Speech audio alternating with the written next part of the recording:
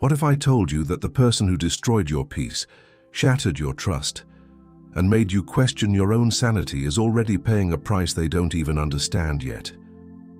Stay with me. Because what Carl Jung discovered about the psychology of the narcissist after they lose an empath will change everything you thought you knew about justice. Carl Jung said that no one can escape the consequences of their own psyche. Not through charm, not through manipulation, not through control. And nowhere does this truth become more devastating than in the life of a narcissist who has discarded an empath and believes they got away with it. You see, most people think the narcissist wins. They move on, find a new target, rebuild their illusion of power. But Jung's research revealed something the narcissist will never see coming. And frankly, it's the most poetic form of psychological justice that exists. Here's what really happens to the narcissist after they destroy an empath. And trust me, by the end of this, you'll understand why you were never the one who lost. According to Carl Jung, every individual operates through what he called the persona, a carefully constructed mask designed to manage how the world perceives them. For most people, the persona is a mild exaggeration. But for the narcissist, the persona is everything. It's not a mask they wear, it's the only self they have. Beneath it lies what Jung called a catastrophic emptiness, a void so deep that the narcissist spends their entire life running from it. And that's exactly where the empath comes in. Jung discovered that narcissists don't choose empaths randomly. They select them with unconscious precision. The empath's warmth, depth, emotional generosity, these aren't just attractive qualities. They're psychological fuel. The narcissist needs the empath's energy to fill the void they cannot face. Every compliment the empath gives becomes a brick in the narcissist's false self. Every act of devotion becomes evidence that the mask is real. But here's where it gets devastating.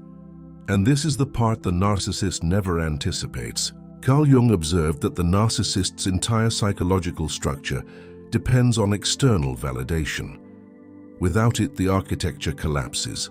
And the empath, whether they realize it or not, was providing the most potent form of validation the narcissist had ever received. Not shallow admiration, not performative praise, but genuine, deep, soul-level belief in who the narcissist pretended to be. When that source disappears, the narcissist doesn't just miss it. They begin to unravel. Listen carefully to what happens next, because this is where the tables turn in ways the narcissist cannot control. According to Carl Jung's theory of the shadow, every human being carries within them a repository of everything they refuse to acknowledge about themselves. For the average person, the shadow contains minor flaws, suppressed frustrations, hidden insecurities. But for the narcissist, the shadow contains their entire authentic self, the wounded, terrified, fundamentally inadequate person they've spent a lifetime burying beneath grandiosity and control. Jung discovered that the shadow cannot be suppressed indefinitely. It demands recognition. And the narcissist's tragedy is that every person they destroy brings them one step closer to the confrontation they cannot survive. The empath they discarded was a buffer, a shield, a human barrier between the narcissist and their own psychological abyss. And now that barrier is gone. But here's what makes this psychologically extraordinary. And this is the part that will redefine how you understand what happened to you. Carl Jung said that the narcissist's punishment is not external. It doesn't come from the world. It doesn't come from karma in some mystical sense. It comes from within.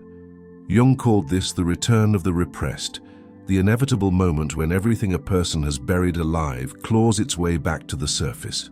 The narcissist who destroyed your life is now living with a psyche that is slowly, methodically turning against itself. The emptiness they used you to fill is now deeper than before. The validation they extracted from you has created a dependency they cannot satisfy with anyone else. Because here's what Jung understood that most people miss entirely. The narcissist doesn't just lose the empath. They lose the only person who ever made their false self feel real. And no replacement will ever replicate that. Not the new supply, not the new audience, not the new target, because what the empath provided wasn't just attention, it was belief. And the narcissist, on some level, they will never consciously admit, knows the difference. Carl Jung observed that manipulators who rely on psychological exploitation eventually enter what he called a state of psychic bankruptcy. They've spent their entire lives withdrawing from others without ever making a deposit into their own psychological development. They have no inner resources, no authentic self to fall back on, no genuine relationships to sustain them. They have only the game, and the game requires players. But here's what happens when the empath stops playing. And this is the moment that changes everything permanently. According to Carl Jung, the empath who walks away from a narcissist doesn't just remove themselves from a toxic dynamic.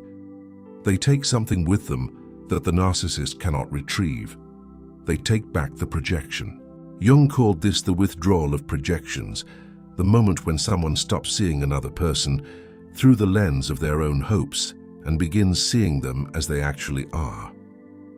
When the empath withdraws their projection, the narcissist loses something they didn't even know they were borrowing. They lose the version of themselves that only existed in the empath's generous perception. And that loss is catastrophic, not immediately, not visibly, but psychologically irreversibly. Carl Jung discovered that narcissists age into their shadow. While the empath grows, heals, integrates, and becomes more whole with time, the narcissist moves in the opposite direction. Jung called this psychological regression, a gradual return to more primitive defense mechanisms as the false self becomes harder and harder to maintain. The charm stops working. The manipulation becomes transparent. The mask that once convinced everyone begins to crack in ways that can't be repaired. And the narcissist, who believed they were the powerful one, discovers something terrifying. They are alone. Not alone in the way the empath was once alone, surrounded by people but unseen. The narcissist is alone in a far worse way. They are surrounded by people and seen for exactly what they are. But here's the final piece, and it's what makes the empath's journey so profoundly different from the narcissist's fate. According to Carl Jung, the empath who survives narcissistic abuse doesn't just recover. They undergo what he called the most complete form of psychological transformation available to the human psyche. The pain becomes wisdom. The betrayal becomes discernment. The shattered trust becomes conscious, selective, unbreakable faith in themselves. The narcissist took years from your life. They took your peace, your confidence, your ability to trust your own perception. But Jung discovered that what they could never take, what no manipulator can ever extract, is the empath's capacity for genuine transformation. The narcissist is frozen, locked in a pattern they cannot break because breaking it would require facing a self they cannot survive meeting. But the empath is in motion, growing, expanding, becoming everything the narcissist pretended to be but never was. Carl Jung said that the ultimate irony of the narcissist-empath dynamic is this. The narcissist believed they were consuming the empath's power, but in reality, they were activating it. Every wound they inflicted became a catalyst. Every lie they told sharpened the empath's perception. Every betrayal pushed the empath closer to the individuation the narcissist will never achieve. The narcissist will pay for what they did to your life, not because the universe is vengeful, but because Jung understood that the psyche is self-correcting. The narcissist's punishment is being themselves, permanently, without escape, without the empath's light to hide behind, without the warmth they exploited to disguise their own emptiness. And your reward, the one Jung said awaits every empath who walks through this fire, is becoming someone the narcissist could never be. Someone whole, someone free, someone whose strength was forged in the very pain that was meant to destroy them. That is the justice Carl Jung discovered, and it requires nothing from you except the one thing the narcissist fears most: your decision to keep becoming.